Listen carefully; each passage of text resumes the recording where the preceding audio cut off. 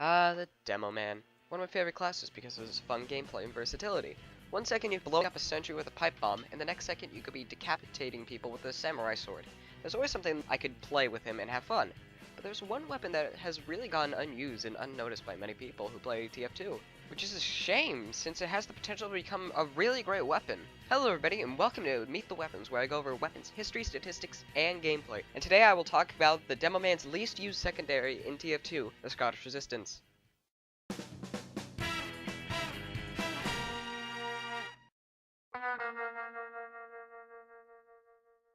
On December 17, 2009, the Soldier vs. Demo Man War Update was released, where 6 new weapons were added to the game. The Direct Hit, the Buff Banner Equalizer for the Soldier, and the Eyelander, Charge and Targe, and Scottish Resistance for the demo. The initial stats were detonate sticky bombs near the crosshair and directly under your feet, able to destroy enemy stickies, 50% max secondary ammo on wearer, plus 6 max pipe bombs out, but was compensated with a 0.6 second slower bomb arm time.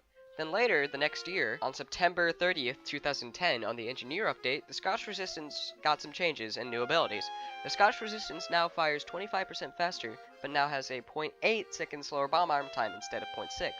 The last major change for the weapon was on June 18th, 2014, on the Love and War Update, where all sticky bombs have now a damage ramp up. Full damage is reached after 2 seconds. That is all the history of the weapon, so let's get on to the statistics.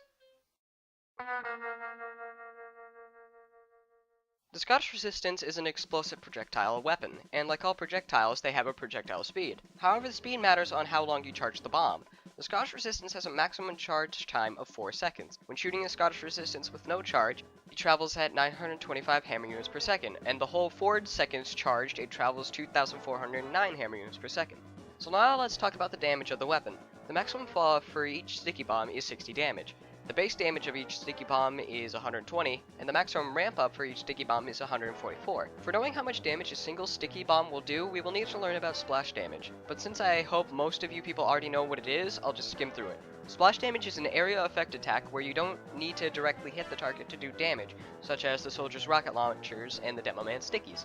If a target is on the center of an explosion, it will deal the most damage, but the damage will slowly go down the farther the target is away from the center of the explosion. It's pretty easy to understand. For the Scottish Resistance, the damage of the weapon decreases by 1% for every 3 hammer units the target is away from the center of the explosion. So, from around 6 feet away, a single regular sticky can do 47 to 90 damage. From 3 feet away, a sticky bomb will be able to do 60 to 124, and when directly under a sticky bomb, it will be able to do around 103 to 138 damage. With a mini crit, from 6 feet away, it will do 81. From 3 feet away, a sticky will do 117, and when directly underneath it, a sticky bomb shall do around 165 damage. With a crit sticky from 6 feet away, it will do 180 damage. From 3 feet away, a crit sticky will do 261 damage, and when directly under a crit sticky bomb, it will do 355 damage. You can actually get damage by your own sticky bombs. Each sticky bomb can do 45 to 114 damage to yourself. The attack interval is 25% faster than the stock sticky bomb launcher. The stock's attack interval is 0.6 seconds, and the Scottish Resistance's attack interval is 0.45 seconds. The first reload takes 1.1 seconds, and every consecutive reload is only 0.67 seconds. On the Scottish Resistance, it says it has a 0.8 second slower bomb arm time, but that's not true. The time the stock sticky bomb launcher needs to activate is 0.7 seconds, but on the Scottish Resistance, it takes around 1.7 seconds to activate a sticky. So it's actually a 1 second slower bomb arm time. That's really all there is for statistics, so let's get on to the gameplay.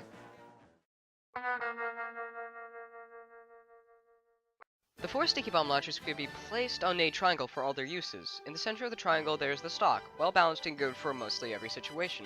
On one corner of the triangle there's the quickie bomb launcher, which specializes in offensive capability, but struggles a bit more while defending.